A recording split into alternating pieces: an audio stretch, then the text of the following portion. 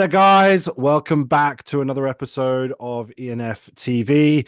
I just want to say before we get into this episode, I've been so excited about recording this episode with this particular gentleman.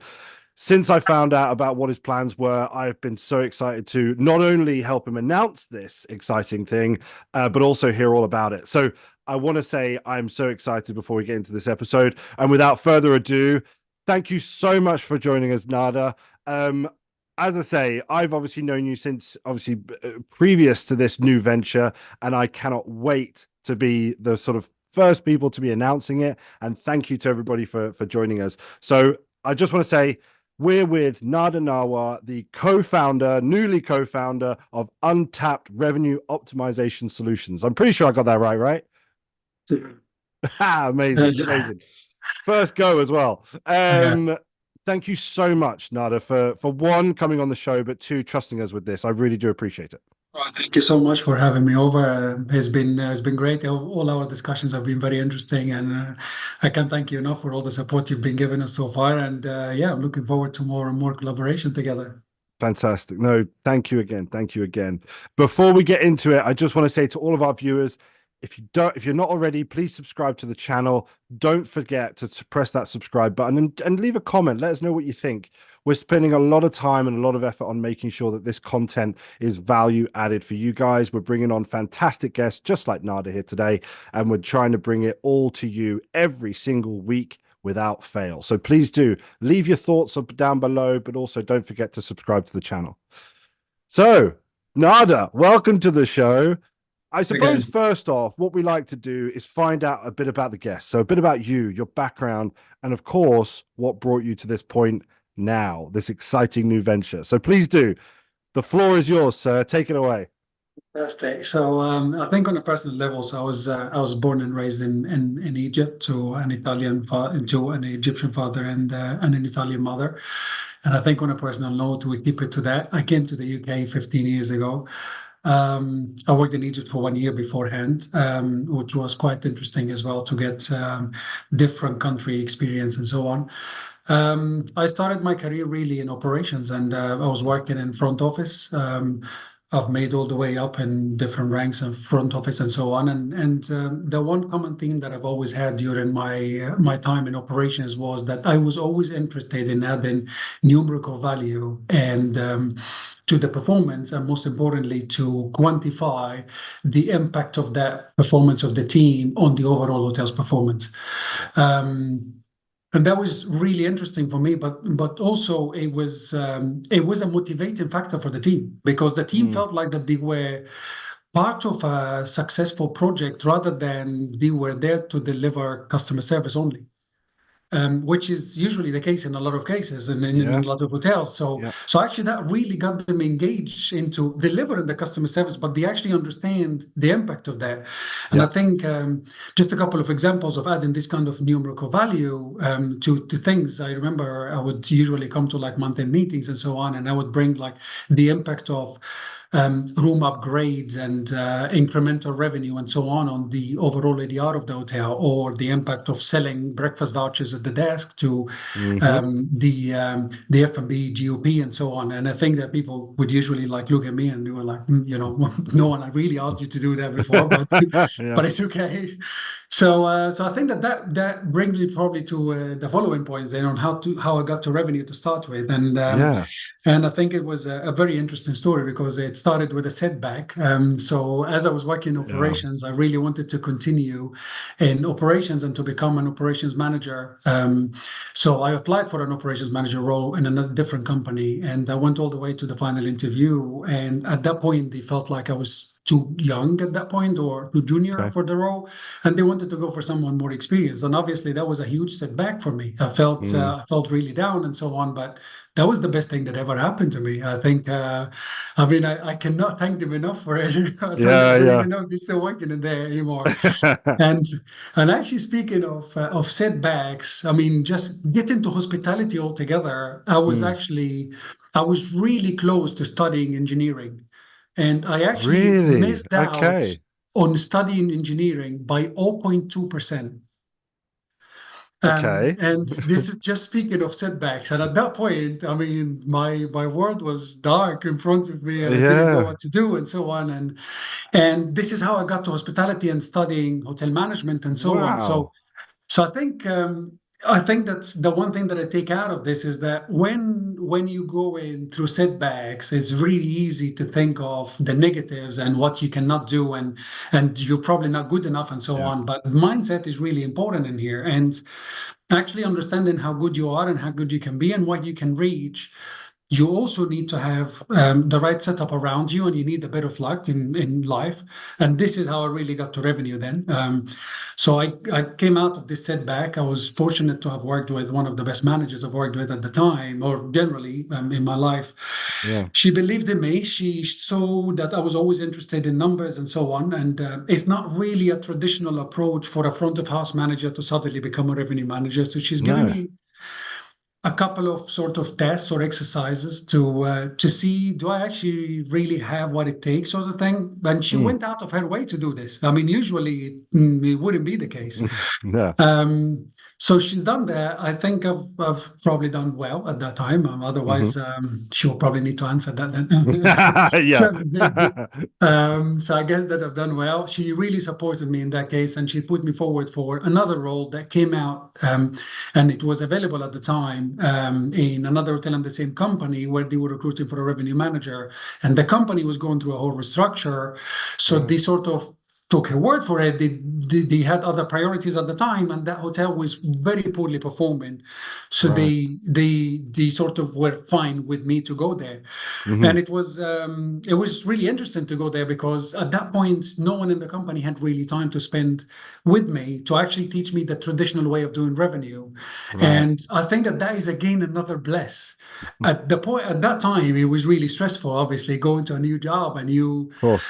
a new venture generally, and you find yourself in a situation where you really don't know what is needed and how do you approach it in a way that is more structured and so on. Mm. But that allowed me to ask all the hard questions because technically Yeah.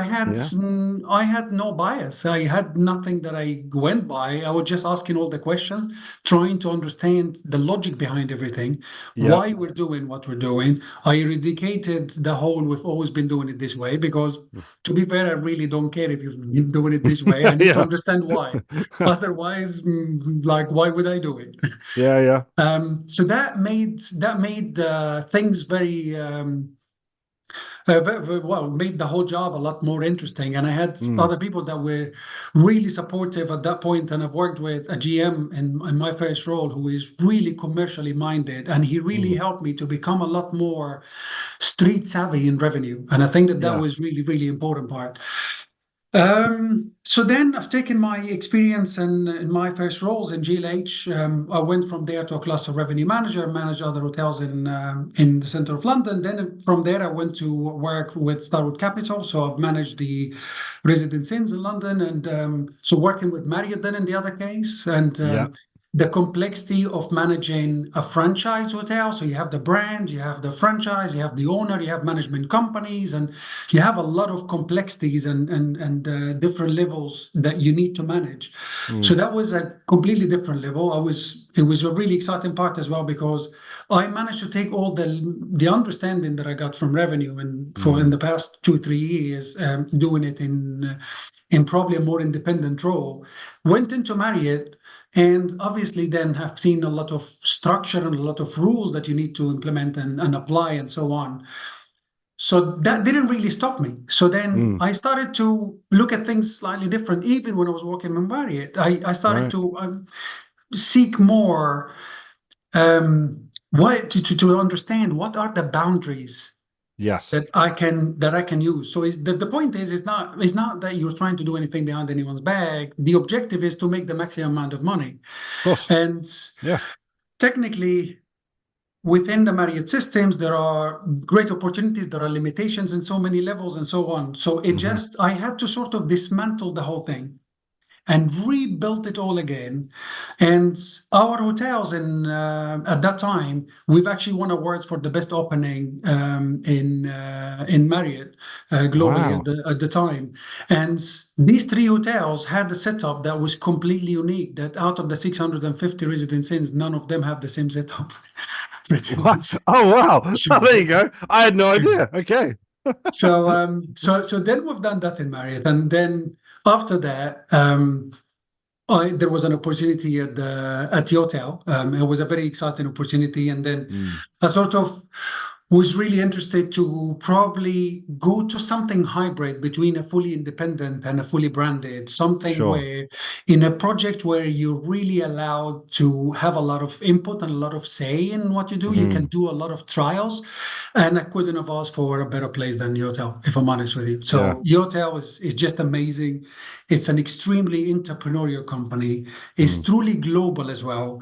yeah. And because the company was growing and is growing fast at a very, very high speed, the empowerment in there was unique. Right. And that was probably one of the reasons why after when the time came in to move on generally, it Mm, was time for me to do my own thing at that yeah. point, because during my time at Yotel, I was tasked with creating the entire infrastructure, whether this is from a staffing level, from systems, from revenue architecture and commercial architecture. Because in my time in Yotel, I wasn't only managing revenue; I No.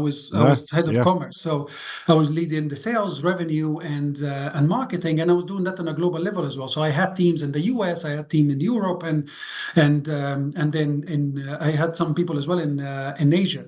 Right. Yes. So having that kind of interaction with different people from different backgrounds, different styles of work, and trying to create an infrastructure that is robust enough that can work everywhere globally, Yes. it is a very, very challenging task Yeah. Yeah. I can to imagine. do. Yeah.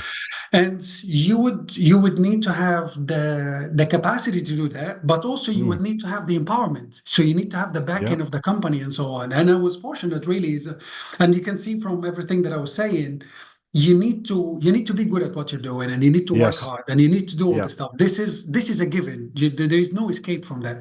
But also you need to have the right setup, and you need to always understand the project that you're heading into, and the people that you're going to deal with, and do your research and understand whether this would really lead into the progress in the future for Yes. you and so on.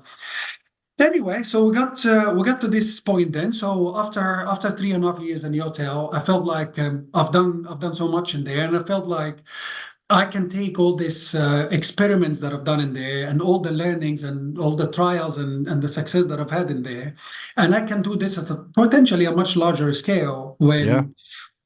when we do that now in a revenue management consultancy. The more important part in here is when we decided to do this was actually finding the right partner to do that with. Right. Um, I at that point I've worked with Claudia, my partner, before at the Residence Inns, so she Yes. was an integral part of the success of the property in there, and I obviously trust her very much. And having someone that you trust very much, and you Yeah. know the quality of the work that you can get from, and the Yeah. work ethics that you get from, so that at that point she was also looking for something similar. She wanted to do Mm, her own thing, and then we sort of combine our efforts, and yeah, we're going forward together with that. fantastic. Well, again, congratulations. Obviously on this brand new venture. I know how excited you are. I know how excited Claudia is, obviously after talking to her as well. One thing I've picked up from everything that you said is, well, there's two things actually. One thing I wanted to ask you is, what do you think that, and I know we hadn't talked about this previously, but what do you think that sort of start in operations did for you in terms of your wider commercial and operational view, becoming the commercial leader that you were? Because I can imagine a grounding in operations gave you such a wider view of that. You have no idea. I think that Mm, was like working in operations was extremely important yeah. into the way I view things generally commercially, and Yeah. also my communication with the hotel team. because the thing Yes. is, because I've been there before, so I understand the consequences and the repercussions of every action I take. So Mm. when I tell them, for example, we will do, I don't know, let's say overbooking, I know what this means to them. So I don't tell them, okay, I'm gonna implement that overbooking and you need to deal with it. I'll be like, Hmm. do you have an overbooking policy? Do you Hmm. know what you need to do with it? So let me support you with it. So that makes the whole conversation very different because you're giving them the solutions that they need before you impose it on them, or Sure. instead of you impose it on them. On a different note, actually, because I've worked in reception in particular and understanding the whole incremental revenue and upgrades. So one of Hmm. the projects that I was dealing with when I was looking after the property in the hotel in Istanbul. So Yes. that's a hotel in the airport. So I was tasked of going in there and trying to unlock the potential of the hotel, right? Hmm. Yeah. And I mean, we ended up more than tripling the revenue that the hotel has ever done before. Yeah. But one of the things that we have done in there, when I had to go and stay in there during the peak of the pandemic for 3 weeks Hmm. inside the airport and stuff. So in my time in there, I spent time to do the whole commercial stuff to understand, what is the optimum setup, distribution, not distribution, the revenue management strategy, and so on. Hmm. And because it's an airport hotel in the airside, so before the security gates and stuff, you really need to Yeah. think completely out of the box. Everything is sold by the hour. It's a very Right. different way of doing business. But Sure. the one thing that was really unique, and it came from operations, was actually incremental revenue. It's a hotel Okay. that sells by the hour. How can you sell more late checkout, and how can you sell more early check-ins, and how Yeah. can you get room upgrades, and how do you package certain things and stuff like that? And just to put things in perspective, since we have put a complete development plan, including all the stuff that we needed from an incremental revenue point of view, that hotel was Yeah. generating annually 1.2 million euros in incremental revenue. Right. Okay. That's Okay. that's we're talking things like room upgrades, early check-ins, Yeah. late Yeah. checkouts, sofa beds, stuff like Sure. that. That's a million. Yeah. So Uh, it's that kind of experience that I had before operationally that allowed me to do this. If I didn't have yeah. that kind of background, I would have never even thought of it. Yeah. Absolutely. Yeah. That's one thing because I've always heard people, especially in the sort of senior commercial leadership side of things, they fell into it or they were in sort of they worked their way through all the different departments and then became and there was just that sort of notable difference of you stepping into operations, wanting to go down the operations route, but in fact you ended up in commercial and as you so rightly said yourself, it ended up being one of the best decisions or the best situations of your life. The other thing that I picked up was the noticeable that there's been two particular, we're not going to name any names, but two particular leaders in your career thus far. There was the lady that you mentioned, and obviously within Yotel, having a really strong leader that gave direction and focus and empowered you. I can imagine that also gave you the best stepping stones possible to make you the leader that you are today as well, just from their influence, their teachings, their guidance, all this sort of stuff. Would you agree with that? Yeah, 100%, 100%. I think Yeah. as a leader, you're first of all, when it comes to your teams, you're only as good as your team. Yeah. Because if it doesn't really matter, especially when you come to a senior role, it Mm. doesn't really matter how good you are. The team is the one that is Yeah. pressing buttons, and they are the one either following your guidance and your instructions, or doing their own thing behind your Yeah. back. And it's nearly impossible, especially when you work in larger organizations, to find out everything. It's like you Yeah. need to Yeah. trust, you need to, and that goes both ways. I think even with, Sure. with your superiors, you need to work with superiors that get your back. You need to work Mm. with superiors that have clear vision and, most importantly, empower you. Yes. Yeah. That's the bit that I've Because really picked up on. Yeah. it becomes then a completion process rather than a competition. So you complete Mm. each other. So everyone is Yeah. doing their own thing. Because in any environment, like it's very difficult to have two very senior people doing the same thing. It's just a Sure. waste of money Yeah, no, more than absolutely. anything. So Yeah. there has to be a level of trust, and there has to be clear infrastructure as well to support people to maximize their performance. Yeah, absolutely. So Yeah. that empowerment is key, and working with people that can guide you, that are patient with you, most importantly, that understand your strength as Mm, much as they understand your weaknesses as well. yeah. So it's not only about, pointing fingers on what you're probably not doing well or what you need to improve on, but it's utilizing the strength and working on the weaknesses with you. Yeah, absolutely. And again, that empowerment piece. Yeah. It was just those are the two main things. I just found that really interesting. Okay, so moving on to I mean, you've experienced lots of different things in lots of different areas and looked at revenue, as you've so rightly said, in its different forms, i.e., longer stay, hotel, obviously airport, and so on and so forth. Lots of different ways of working. So, with your varied experience and expertise, what do you think the real pain points are right now for hoteliers? And I suppose on top of that, how do you think your new venture, Untapped, is going to be able to help hoteliers and sort of how are you guys going to be different to obviously your competitors? Well, I think when it comes to the pain point, I think I will probably take it a step back from that, which is Okay, the evolution of revenue generally, because I think that the evolution of revenue is what's causing the pain points. So, interesting. Okay. so, so revenue. And this is where the majority of even the materials that are available for studying and so on, that was Hmm. created back in like the 90s, mid 90s, when the airlines started to actually do revenue, generally revenue Yeah. management and pricing management and so on. At that point, the understanding of revenue was that the demand is a static pie. Hmm. So that means that you and a group of hotel will get the results that you're getting regardless of your accumulative actions. Yes. Okay. So this is it. If these hotels combined were gonna make 1 million, they make 1 million. This is it. And this theory could have worked probably in the past. Hmm. Because back then, the people that would travel, they would have to really struggle a lot to travel, right? Like you need to Hmm. go to a travel agency and you need to, you don't just sit on a Sunday night on your sofa and then suddenly booking your flight, hotel, packages, trips, Yeah, all this kind of stuff and in 3 clicks on your phone. yeah. So nowadays it's If very only. that's what I'm saying. That's what I'm saying. So back then the situation was different. So actually the demands or the people that would want to come and stay at your hotel, they Mm. sort of have to. So Yeah, they yeah. have gone above and beyond to try to come to you. So that kind of static pie sort of makes sense. Mm. That had its own repercussions because the repercussions of that was why would you ever lower the rate? If this group of hotels keep the rate up, Hmm. in this case, then you will get this money anyway because these people have to stay there. Yeah. Yep.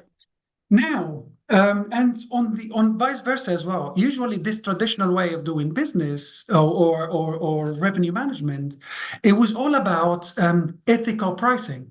So technically, it's all Sure. about the value for money versus profitability Hmm. rather than supply and demand. And because all the hotels in this area are sort of moving together, Yeah. that sort of made sense. What has been happening then lately is that obviously there have been a huge evolution on the customer journey.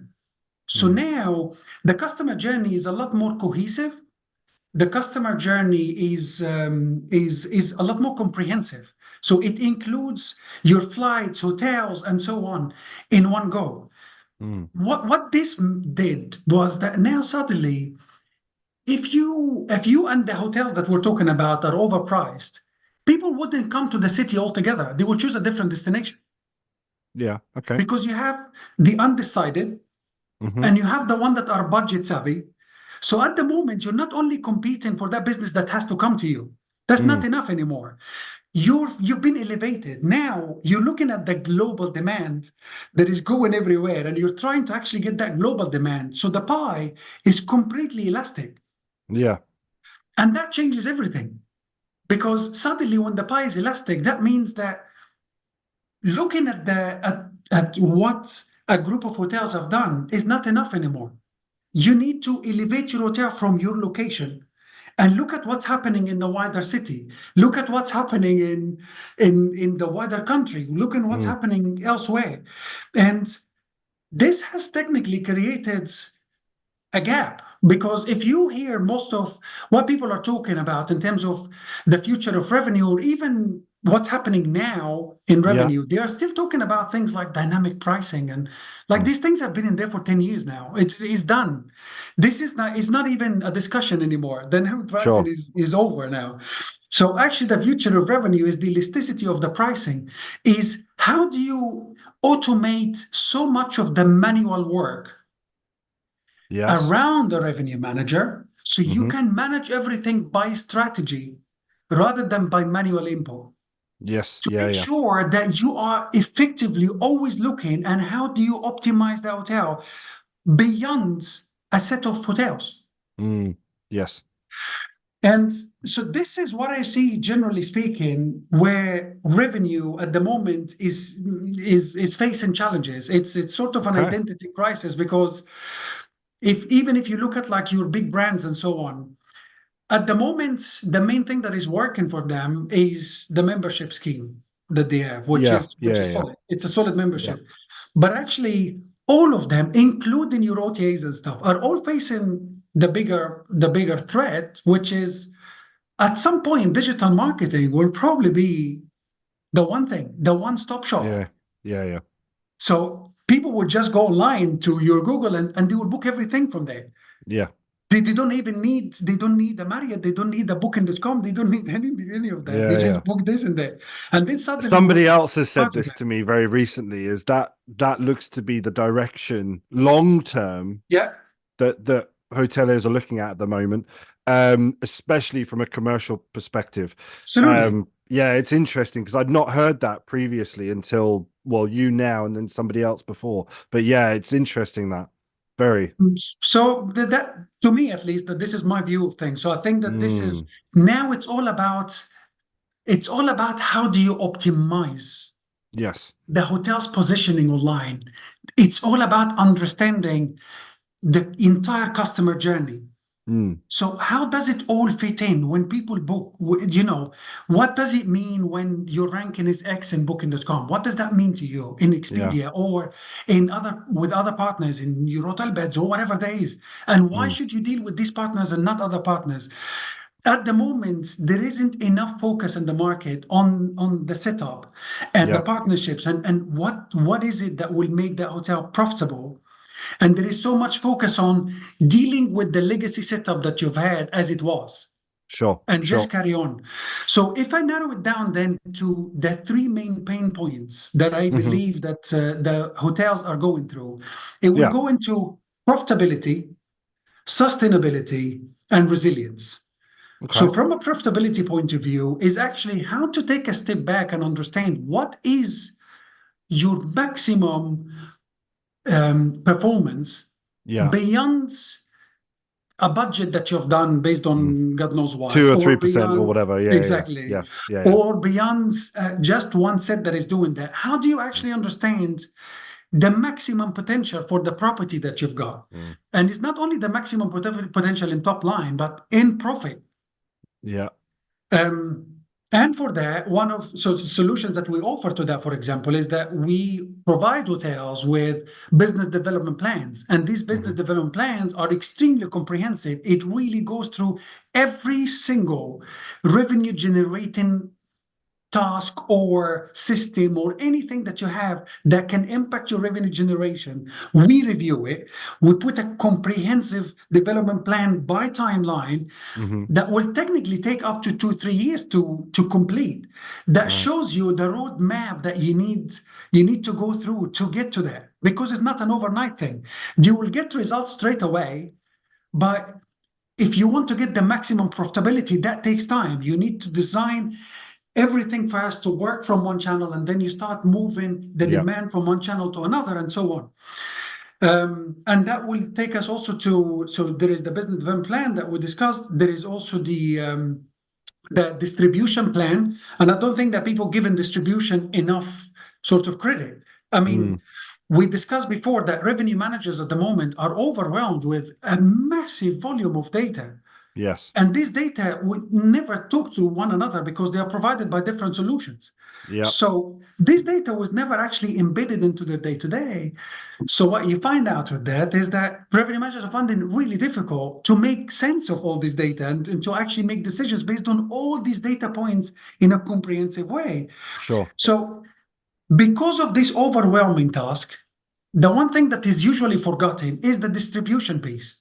How Right. do you actually set up the hotel right? And this is where branded hotels do really well versus non-branded hotels, because branded hotels What own their I distribution, was going to say, yeah, exactly. Yeah. Yeah. Yeah. right? So the non-branded hotel, they get into the weed of the day-to-day, they find it Mm. really challenging, and they only sort of put one part in and out of what was already built. But no one really has the time to take a step back and dismantle it altogether Mm. and put it in a one, comprehensive, solid way that would actually help the team to deliver better results in the future. Yes. So this is from a profitability. Then you go to the second part, which is sustainability. So sustainability Okay. is obviously goes beyond just being the green energy and so on. It goes Yes. sustainable business performance. Hmm. So from a sustainable business performance, the issues that most hotels go through is most hotels are at the mercy of one individual. Right. And usually that individual is the revenue manager. The moment you can easily see the hotel's performance as soon as they have a vacancy, and it just goes down like this, and then Yeah. they recruit, and because it goes down like this suddenly, what ends up happening is in a lot of cases they rush the recruitment, Hmm. and in other cases after they get the recruitment in, there will barely be any development plan, there will barely be any induction, so these Yeah. people would just be thrown into the deep end of everything.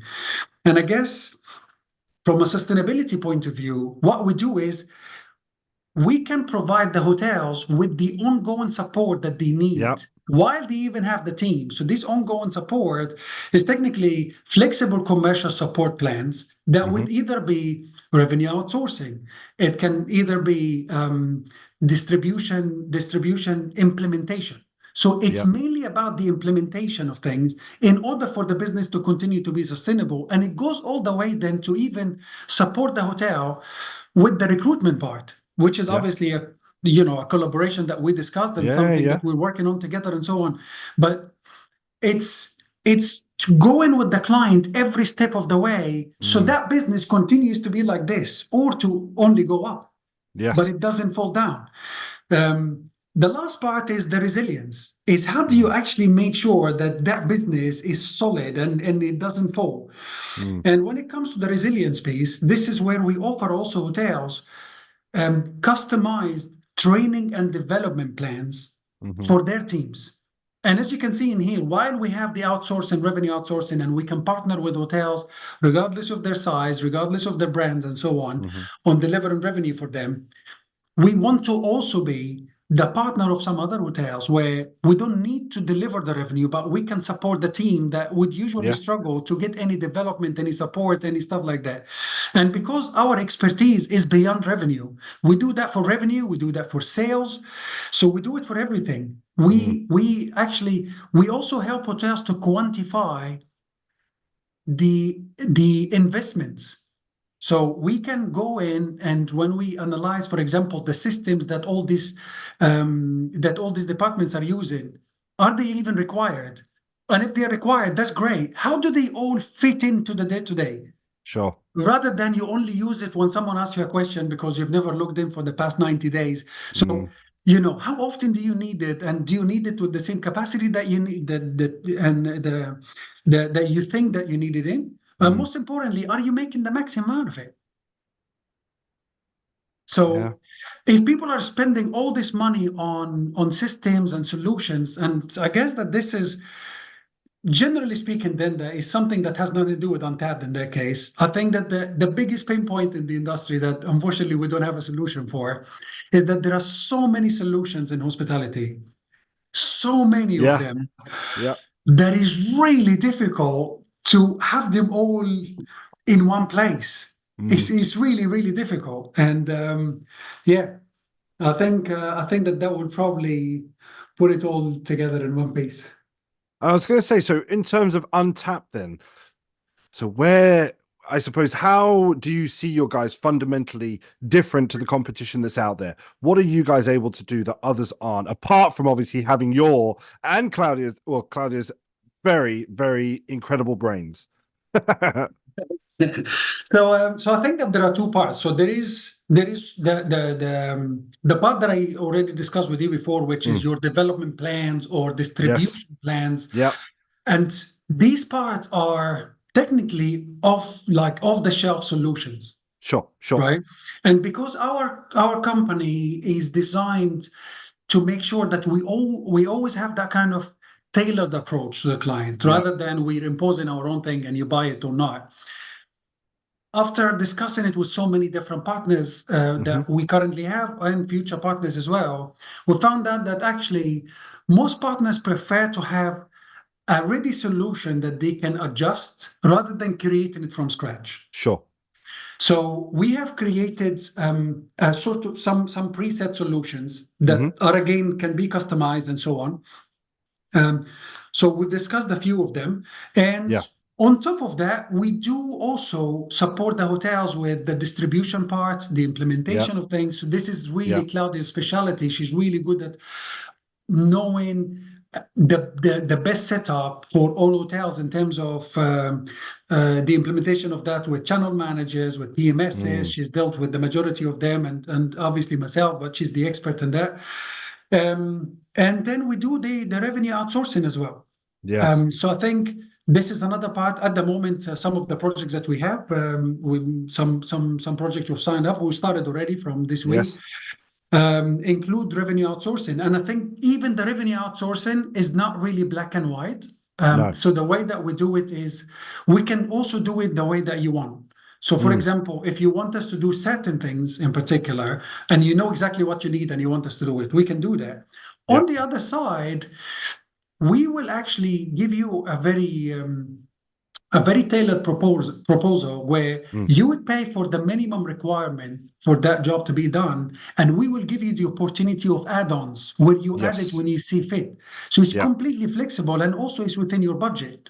Yeah. That's the thing that I remember you talking about that previously, and that's the bit that really got me excited because it's effectively you're saying to the hotels, we're not going to get you to pay for the things that you're not using.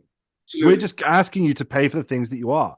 And that 100%. was the concept that I have not come across before. Usually it's this is what we provide, we'll do your analysis or we'll do an immediate audit, and then here's the product you get. Whereas you're saying you can pick and choose.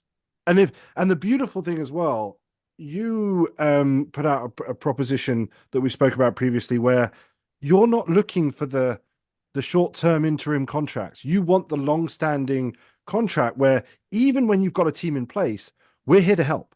If you have somebody go on holiday for 2 weeks, you have somebody off a long-term sick or whatever, we're here. You don't have to do anything. We're immediately here, ready for you, which is And amazing. and you're only paying for that. So Yes. you don't have to sort of pay us Yeah. every month in order for us to be there. We're actually there to support you Yeah. every step of the way, whether it's the development for the team, whether it's covering with whatever there is, we're with you every step of the way to make Yes. sure that you're always delivering in that case. Mm, So that's yeah, that is crucial for us, and mm, I think that the feedback so far that we've received mm. was quite positive. People have Yeah. seen a real value in there, and yeah, we're looking forward, and we're even taking this probably with the sort of the of the shelf solutions and so on. We're trying to create some programs that are tailored for different styles of hotels. So, Yes. for example. Again, if you're a very small hotel that is 50 bedrooms, for example, or Hmm. 30 bedrooms, you probably don't need the full-on revenue manager. You just need someone to do it once a week for an hour or 2 hours. Sure. The way that we view it is actually the more partners we have, the better it will be for everyone, including us, because that will only broaden our experience Hmm. and it will actually benefit the customer as well because we can share with them the successes that we've had elsewhere. Yeah. So I don't want to just be sort of a busy fool. if you know what I Yes. mean. Just Yeah, of course. like just getting paid, and yeah, I'm logged in. I'm not doing anything, but I'm logged in. This is Yeah. not what we're interested in. And there is one last thing, and it's an exclusive now because we're together Oh, again. go So on. yes, Yeah, yeah. absolutely.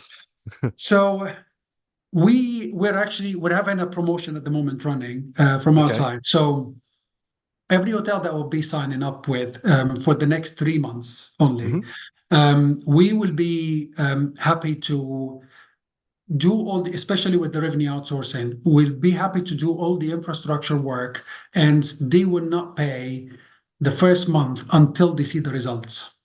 After one Wow. month, they don't see the results. We put everything back to what it was. We will do all that work again and put it back to Hmm. what it was, and they don't have to pay anything.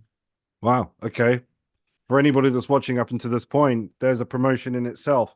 That's fantastic. What? So why do that? Why? What is it? Just to show what you guys are made of, and you can prove it. The proof is in the pudding, or what is it? What are you looking to do with that? We're very, very, very confident Right. on how we can deliver results to hotels. We're really confident on what we've done so far, and Hmm.